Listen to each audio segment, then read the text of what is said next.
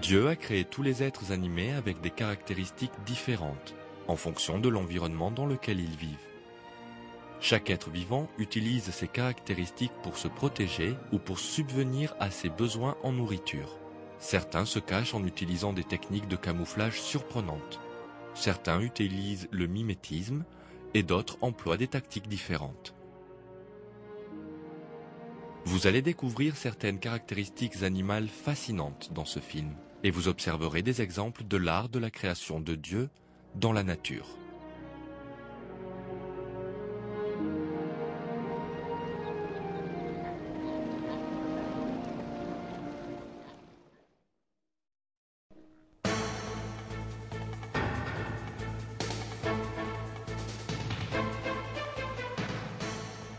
Le camouflage est un élément invariable de la vie militaire.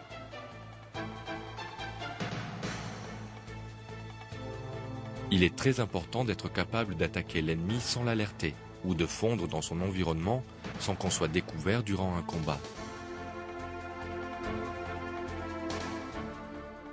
Le plus extraordinaire, c'est qu'il n'y a pas que les êtres humains qui ont recours à cette technique, qui, pour l'homme, nécessite des préparatifs minutieux. Elle se trouve chez les animaux également. Le corps de certains animaux est créé avec des couleurs et une conception telle qu'ils se confondent complètement avec l'environnement dans lequel ils vivent. C'est le camouflage. Lorsque la couleur et la forme des animaux se font dans les couleurs d'environnements différents ou d'un environnement qui change de couleur et d'aspect selon la saison, c'est le mimétisme. Certains de ces animaux se camouflent tellement bien dans leur habitat qu'il est pratiquement impossible de les distinguer. Une araignée de la même couleur que la plante sur laquelle elle vit, un serpent qui est aussi immobile qu'une branche, un insecte dont les ailes sont de la même couleur que des feuilles mortes, une grenouille qui adopte les mêmes formes et les mêmes couleurs que les plantes qui l'entourent. Ce sont là des exemples fascinants de camouflage. Ils nous montrent que le camouflage est une technique créée pour des besoins bien précis.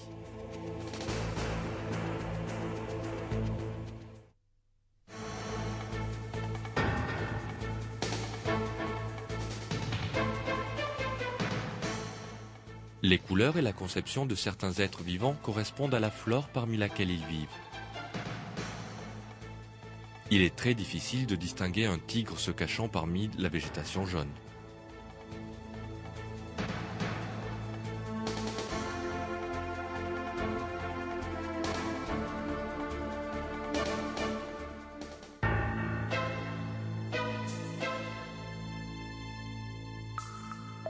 Les lions sont créés de la même couleur que les plaines dans lesquelles ils vivent.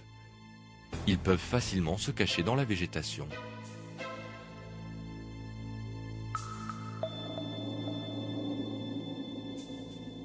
Tout comme des soldats en tenue de camouflage, ils se faufilent vers leur proie.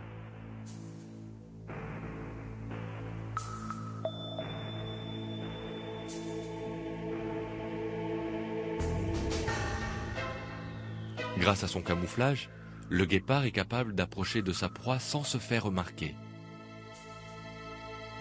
Au moment où sa proie l'aperçoit, il est bien trop tard.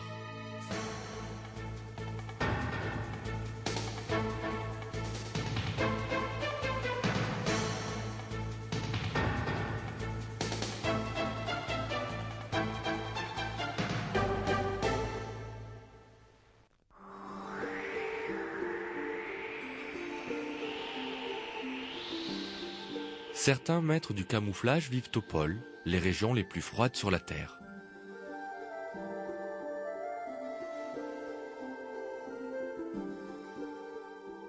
Nous allons tout de suite voir le camouflage extraordinaire d'oiseaux qui vivent dans ces régions.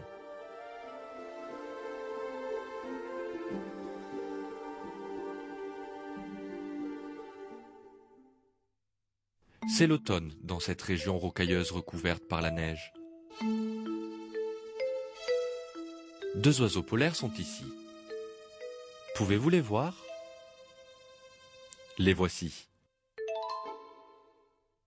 Il est pratiquement impossible de les distinguer dans leur habitat sans le zoom de la caméra, car leurs plumes ont un camouflage superbe qui épouse l'aspect de leur habitat. Regardons-les un peu plus attentivement. Les plumes blanches de ces oiseaux sont une copie exacte de la neige. Les parcelles de terre restant visibles dans la neige ont été fidèlement reproduites sur leurs plumes.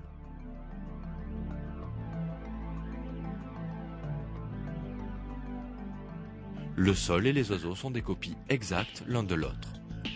Il est pratiquement impossible de les distinguer.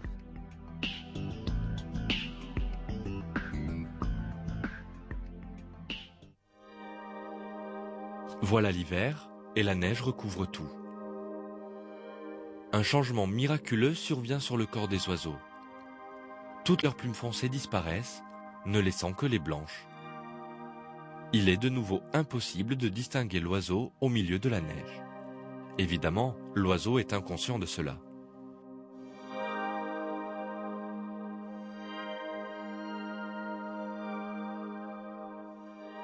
Les poils foncés autour de ses yeux l'empêchent d'être aveuglé par la lumière réfléchie par la neige.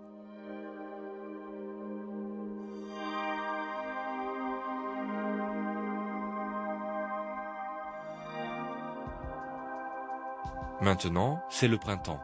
La neige a commencé à fondre. Des plantes sont en train de pousser à travers elle. Et entre les plumes des oiseaux, de nouvelles apparaissent, de la même couleur verte que les plantes.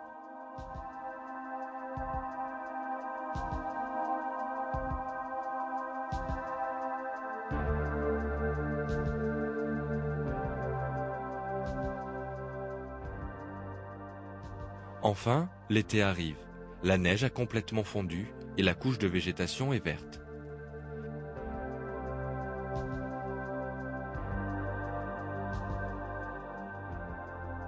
Si vous regardez attentivement l'oiseau, vous verrez qu'un changement a encore eu lieu.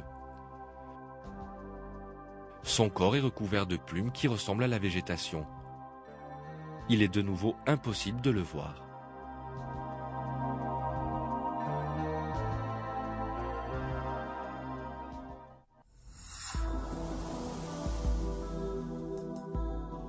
Le mimétisme et le camouflage chez les animaux, on le voit bien, répondent à leurs besoins de survie.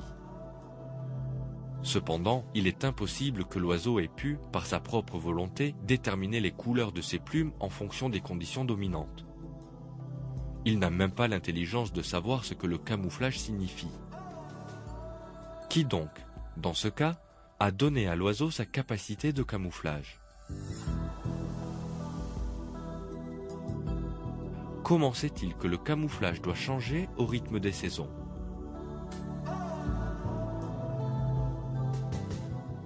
Qui l'a doté des couleurs de son environnement d'une façon bien artistique ?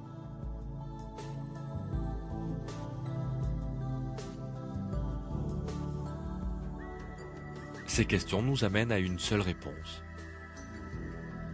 C'est Dieu qui a créé l'oiseau et lui a donné ses caractéristiques.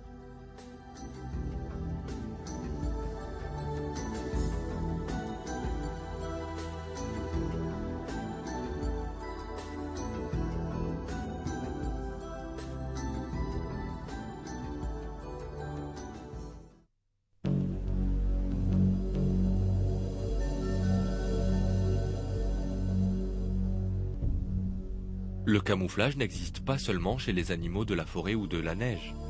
On le rencontre également dans les profondeurs des océans.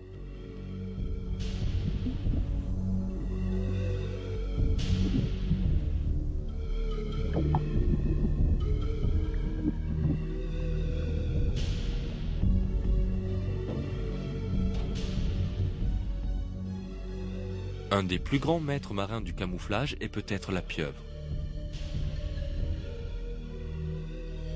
Certaines espèces de pieuvres assortissent parfaitement leur couleur et leur forme aux surfaces au-dessus desquelles elles passent.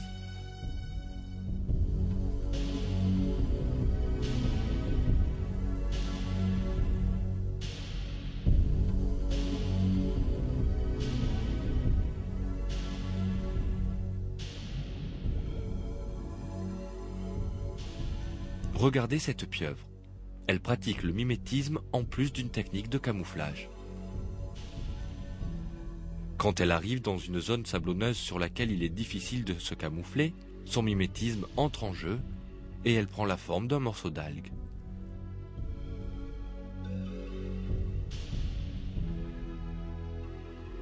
Parfois, il est impossible de la distinguer d'un rocher.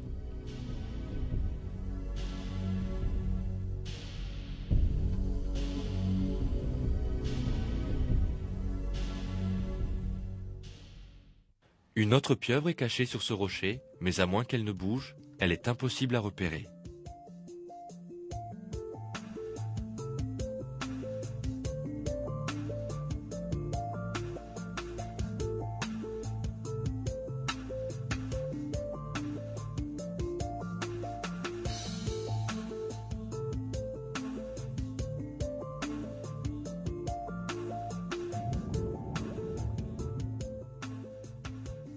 Regardez ce poisson. Au premier coup d'œil, il semble être caché par une algue. Mais la vérité se révèle quand on s'en éloigne un peu. Ce que nous voyons n'est pas une algue, mais un hippocampe créé sous la forme d'une algue.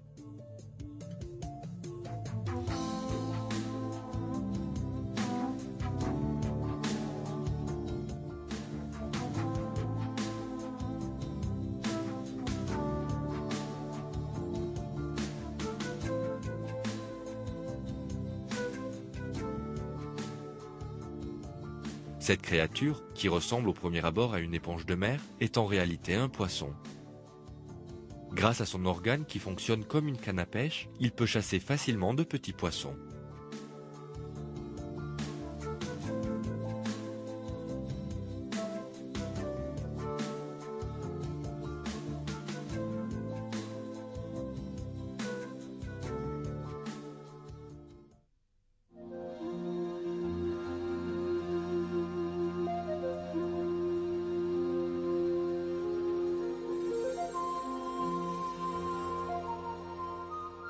Il y a 2 bourgeons sur cette branche. L'un d'eux, pourtant, est en réalité une araignée camouflée.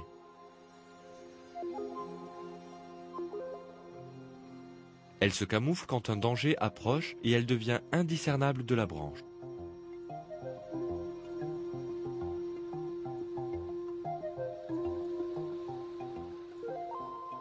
Cette araignée n'a pas le pouvoir de penser. D'où lui vient donc l'idée de se camoufler en imitant une branche?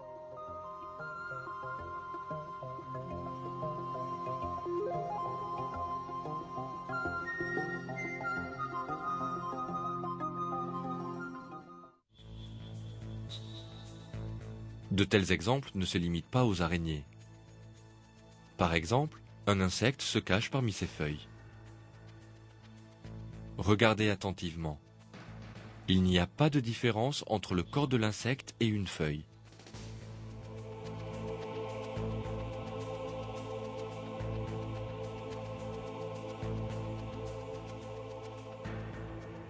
Tout a été recréé sans défaut sur le corps de l'insecte, de la forme de la feuille jusqu'à ses nervures. Il y a un autre insecte derrière ces feuilles jaunes. Essayons de le trouver. Le voilà, un insecte parfaitement camouflé. Il est pratiquement impossible de le voir sur la feuille.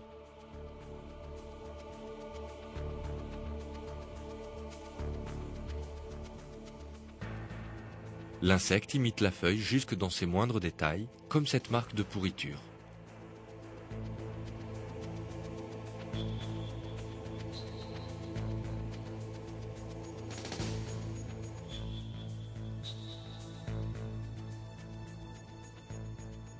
Et voici un autre insecte ressemblant en tout point à une feuille morte.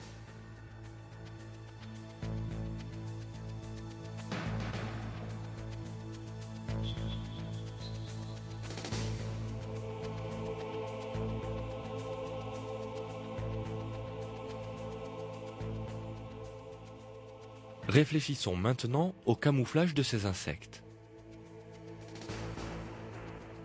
Ils ne possèdent aucun pouvoir de pensée. Ils ne savent pas qu'ils doivent se déguiser sous la forme de feuilles pour survivre. Et même s'ils le savaient, ils ne pourraient pas dessiner une feuille sur leur corps. Donc, qui est l'auteur de cet art sur les ailes des insectes?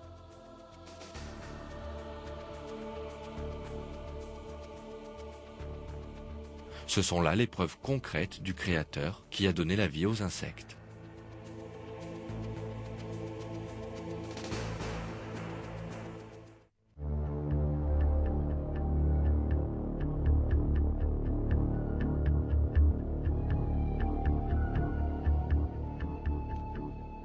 Il est bien connu que la théorie de l'évolution de Darwin affirme que tous les êtres vivants sont l'œuvre du hasard.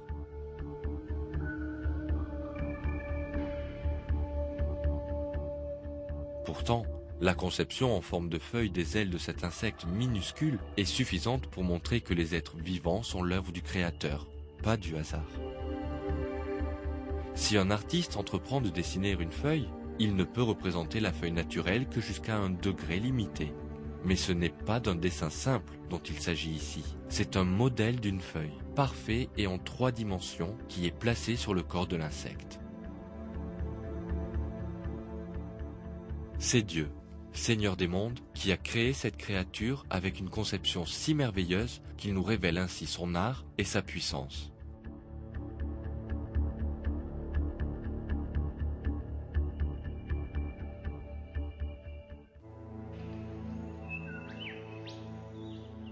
Cette chose qui se balance sur une branche ressemble au premier abord à une feuille morte.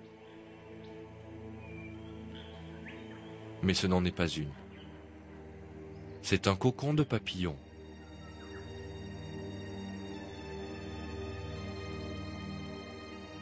Grâce à ce camouflage parfait que Dieu lui a donné, la chenille peut compléter son développement sans être vue par ses ennemis, contre lesquels elle n'a aucune défense. Et peut commencer sa vie en tant que nouveau papillon.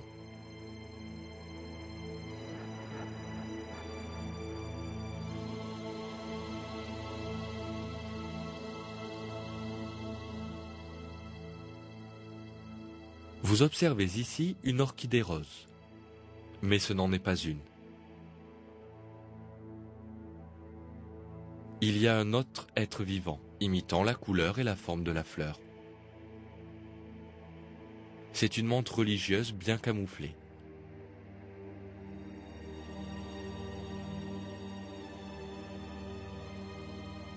Bien sûr, la menthe n'a pas elle-même mis au point les similarités parfaites de couleur, de forme et de conception avec la fleur. Par cet exemple, Dieu, créateur de toutes choses, nous montre une fois de plus son art. Comme Dieu l'a révélé dans le Coran, il est le Créateur tout-puissant.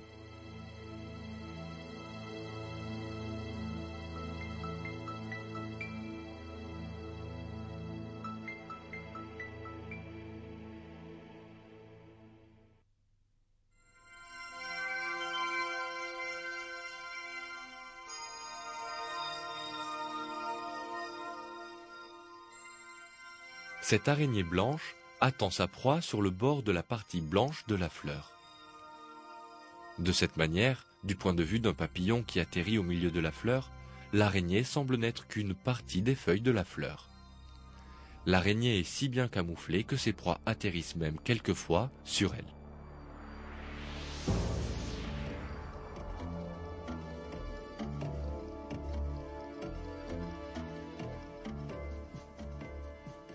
Le papillon occupe une place particulière parmi les merveilles de camouflage dans la nature.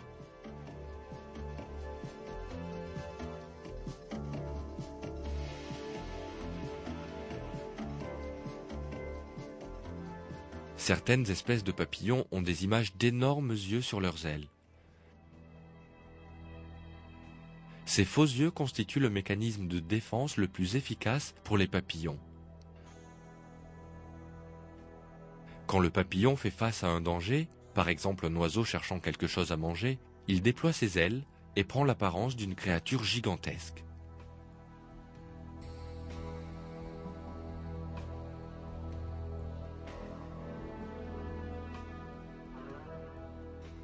Voici un exemple vivant de cette tactique.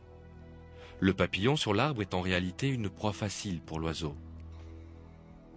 Mais le papillon déploie soudainement ses ailes. Les 2 yeux énormes qui apparaissent sont synonymes de danger pour l'oiseau, qui s'éloigne rapidement.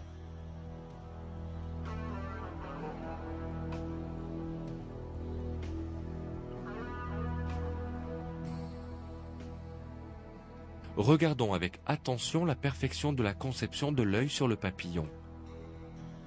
Chaque détail est une merveille. Sa forme, son nez, les cils sous ses yeux et les pupilles avec leur manière particulière de réfléchir la lumière.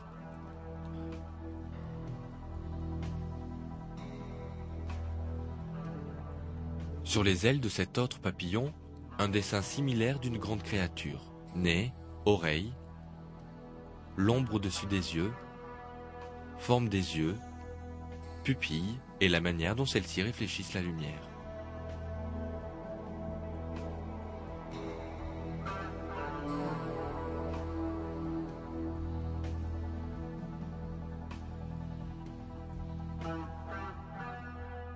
Il y a un autre détail très important dans ce camouflage.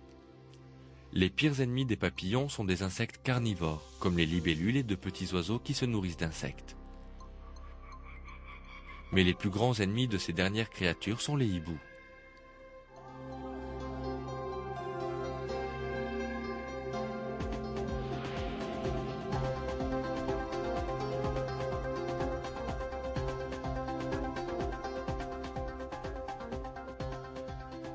L'image sur le dos de ce type de papillon représente en général celle d'un hibou.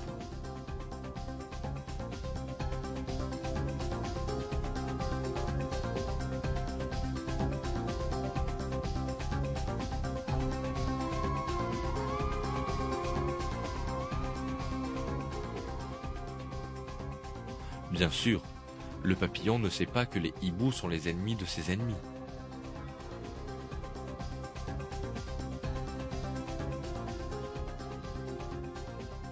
Même s'il le savait, il ne pourrait pas dessiner un hibou sur son propre dos.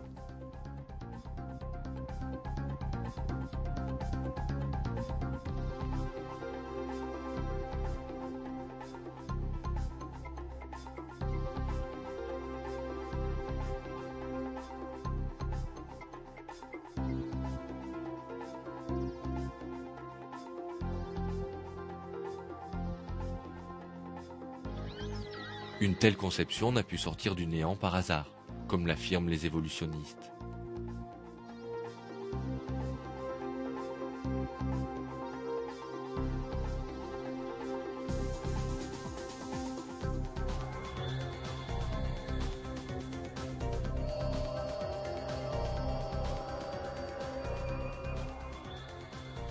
Chaque conception indique un architecte, et la conception des ailes des papillons nous révèle l'art de la création divine.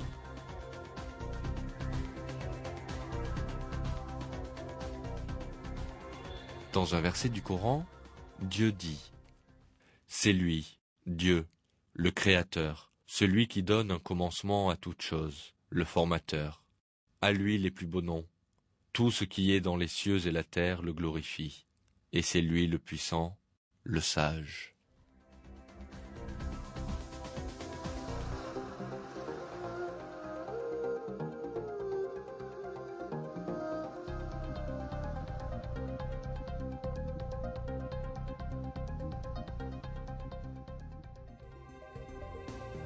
Tout autant que leurs faux yeux, d'autres techniques du camouflage des papillons sont surprenantes. Tout se passe comme si les papillons camouflés voyaient les couleurs du buisson et les analysaient, après quoi ils reproduisent les couleurs dans leur propre corps et se confondent ainsi avec le buisson. Il est bien sûr impossible pour un papillon de réaliser toutes ces choses. Cette conception sur les papillons est une preuve claire de la création.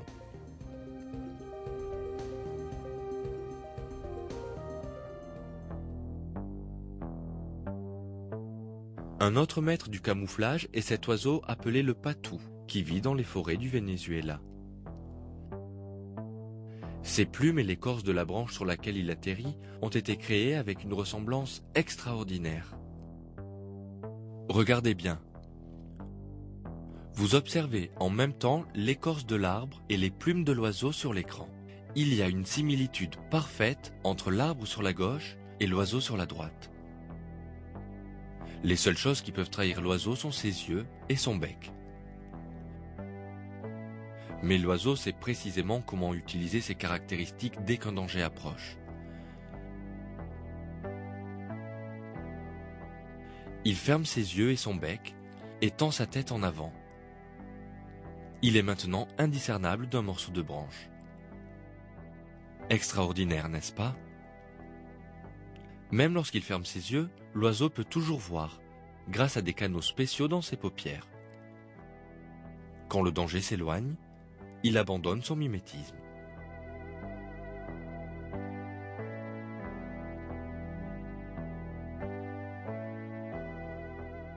Qui a donc appris à l'oiseau à faire cela?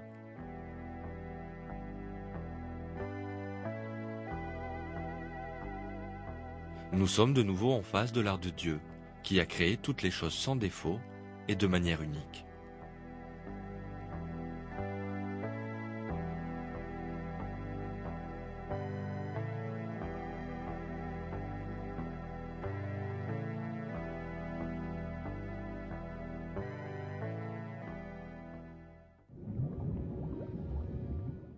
Il n'y a pas de fin aux techniques de camouflage que Dieu a données aux êtres vivants. Certains utilisent les objets de leur entourage pour se cacher. Ce petit poisson, par exemple, essaye de se créer un endroit sécurisé en vidant le sable d'une coquille d'huître.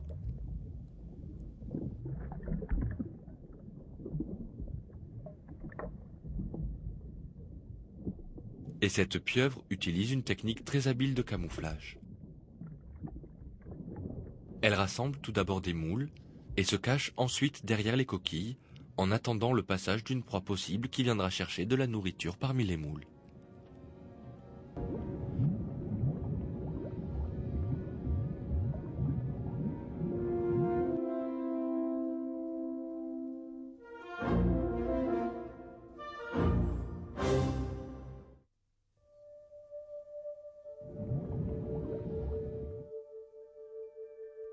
Nous allons être bientôt témoins d'un acte surprenant de la part de ce crabe. Il coupe soigneusement les racines d'une plante qu'il choisit au fond de la mer. Mais que va-t-il faire avec? La réponse est surprenante. Il se déguise. Le crabe fixe les plantes sur sa carapace et se prépare un manteau d'algues. Il possède ainsi un camouflage merveilleux.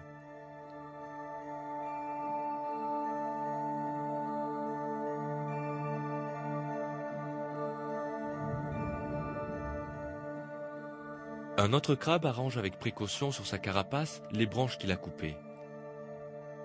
Cela lui permet de se cacher facilement parmi les plantes. Il est intéressant de noter que le crabe sécrète un liquide collant afin de maintenir le branchage en place.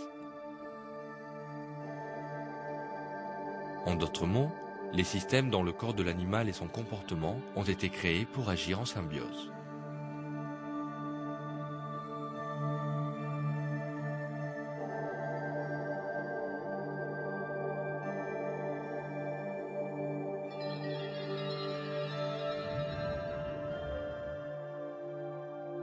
Ce crabe découpe une éponge. Cela peut sembler invraisemblable, mais il se prépare à coudre un ensemble de vêtements à partir de cette éponge. Puis il grimpe à l'intérieur du vêtement qu'il a préparé.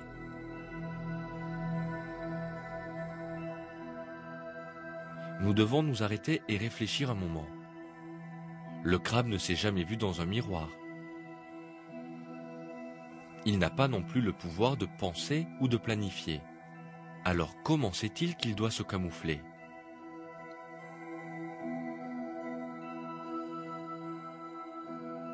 Le crabe utilise la même technique que les soldats pour se camoufler. Il colle des branches et des feuilles sur son dos. Comment le crabe a-t-il appris cette méthode de camouflage?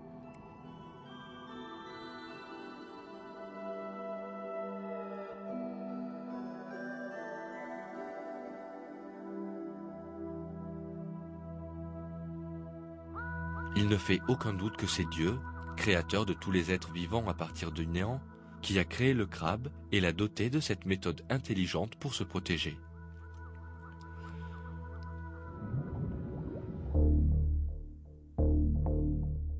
Il existe d'autres créatures qui se fabriquent des couvertures pour s'y cacher. Cela inclut même les larves, ou les insectes qui viennent d'éclore.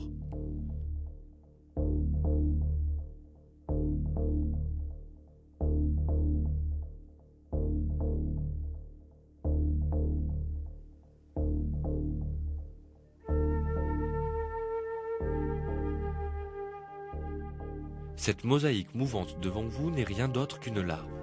Le manteau qu'elle fabrique soigneusement en plaçant des cailloux minuscules sur elle lui offre un camouflage parfait.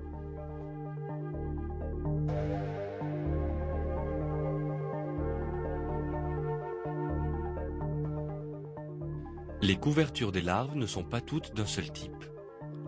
Certaines sont constituées de petits morceaux de bois et d'autres sont plus grandes et constituées à partir de feuilles.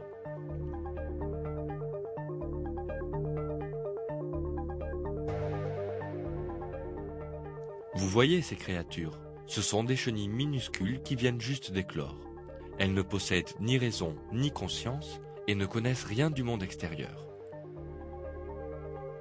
Alors pourquoi chargent-elles et transportent-elles des pierres sur leur dos ?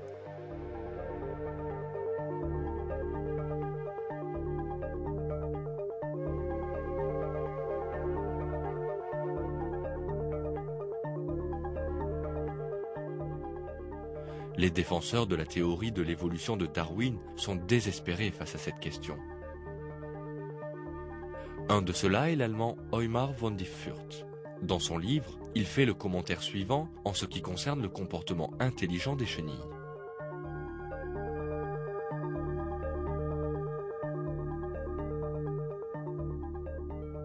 Qui est le véritable auteur de cette découverte intelligente qui stupéfie les gens ? À qui appartient la découverte originelle et de qui la chenille l'apprend-elle après sa naissance ? Nous devons accepter que ce sont des méthodes que seul un être humain intelligent peut utiliser afin de survivre. Tandis qu'il est hors de question pour une chenille de concevoir un tel plan et de le mener à bien.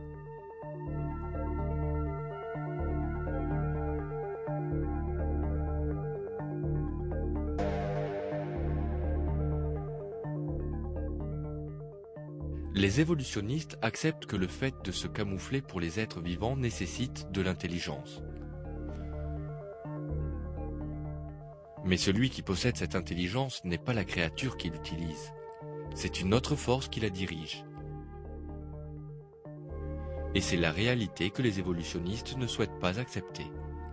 Dieu a créé toutes ces caractéristiques merveilleuses chez les êtres vivants, et ce sont là des preuves de sa sagesse et de sa connaissance infinie.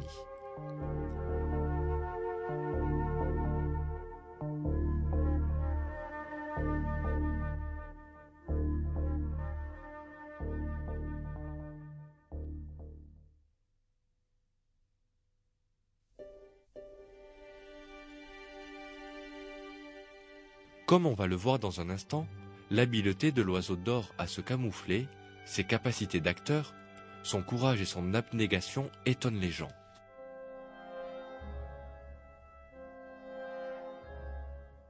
Cet oiseau, qui vit en Patagonie, construit son nid dans des prairies.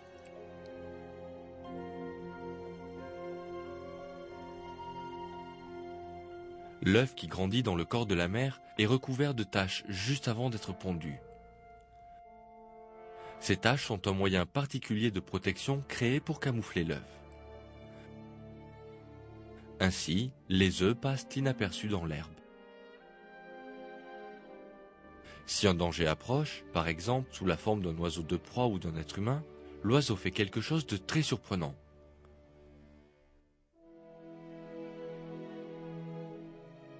Il saute hors de son nid et commence à courir. Il imite alors un oiseau blessé ayant une aile cassée. Si l'étranger se dirige vers lui, l'oiseau court à nouveau. Si un intervalle se crée entre lui et l'intrus, il recommence à imiter l'oiseau blessé. Son but est de distraire l'ennemi et de le détourner de son nid.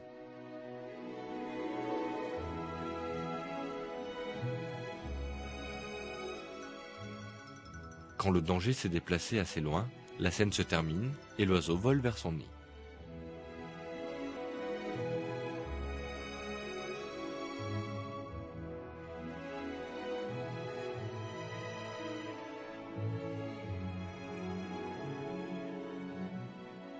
L'oiseau affiche ici un comportement extraordinaire. N'est-ce pas un grand sacrifice pour un oiseau minuscule de se mettre en danger pour ses petits? La théorie de l'évolution n'explique certainement pas ce sentiment de dévouement. La base du darwinisme repose sur l'hypothèse que chaque être vivant est égocentrique. Cet oiseau détruit cette hypothèse, et cela démontre une nouvelle fois que Dieu inspire les êtres vivants et qu'ainsi ils font preuve de comportements intelligents et de sacrifice.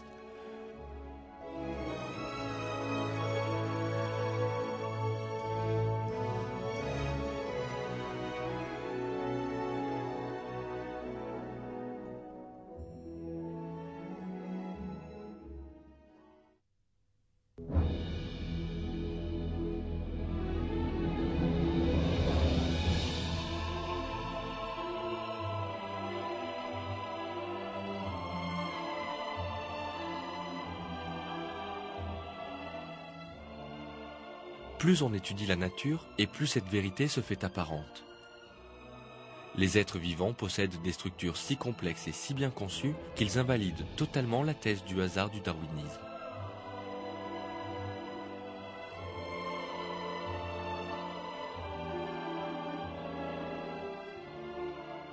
Chaque être vivant est une preuve de création. Le camouflage et le comportement intelligent que vous avez vus dans ce film ne sont que quelques exemples. Chaque espèce vivante dans la nature possède ses propres caractéristiques et ses particularités supérieures. L'auteur de toute cette création somptueuse est Dieu, Seigneur des cieux et de la terre, et de tout ce qu'il y a entre les deux. Le devoir des gens intelligents est de réfléchir à la création de Dieu et de le louer.